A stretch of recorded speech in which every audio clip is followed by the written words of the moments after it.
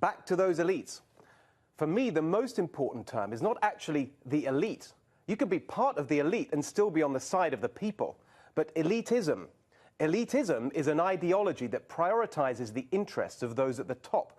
And it's been the dominant ideology in American politics for the last few decades. A big part of elitism is globalism. The idea that we should put some vague notion of the global interest ahead of the national interest. Now, there was a story this week that is a perfect encapsulation of elitist globalist thinking, and I want to start with it tonight.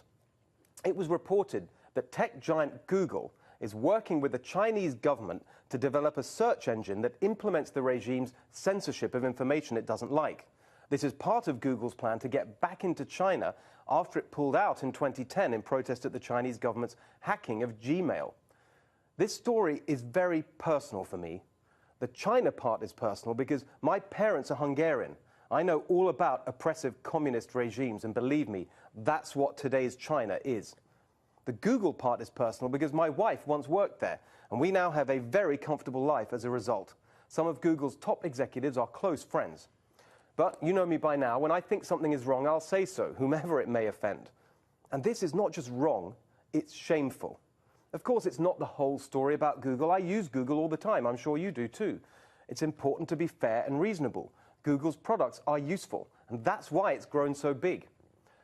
But it's because it got so big that Google is now not just useful, but dangerous too. It is a leading force for elitism and globalism.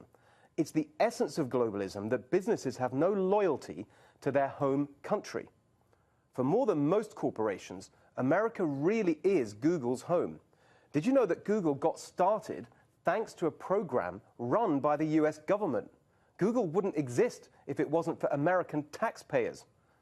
Google once said its mission was to organize the world's information and make it universally accessible. Its motto was, "Don't be evil."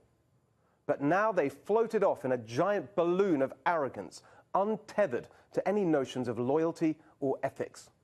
Google is helping America's #1 enemy, the evil communist dictatorship in China, to oppress its own people through censorship. Literally the exact opposite of what Google once stood for. Remember too that Google has built an artificial intelligence center in Beijing. Even though the Chinese regime is openly saying it will use artificial intelligence to achieve military and economic dominance over America. On top of that, Google recently pulled out of helping our own Defense Department with artificial intelligence. So Google, born of a US government program, won't work with our government to defend democracy, but is falling over itself to work with the world's worst despots to crush democracy. I know the word treason is thrown around too much these days, but that seems like a pretty good definition of it to me. This is Google's CEO, Sundar Pichai, someone I know personally. And now I'm talking to you, Sundar, directly. If you go through with this, it will show the world that you no longer believe in your own mission of making information available. You just want to make more money available to you.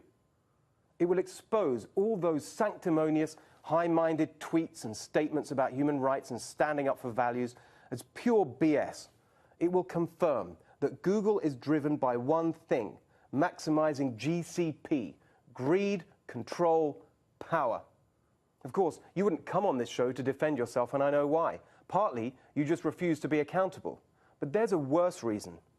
China told you not to talk about this. You're not only working with the communist dictators to censor in China, you're doing their bidding by censoring yourself in America. If you go ahead with this, I will come after you with everything I've got, and I won't be the only one. But there is still time for you to change. Don't do this. Do the right thing. In a phrase, don't be evil.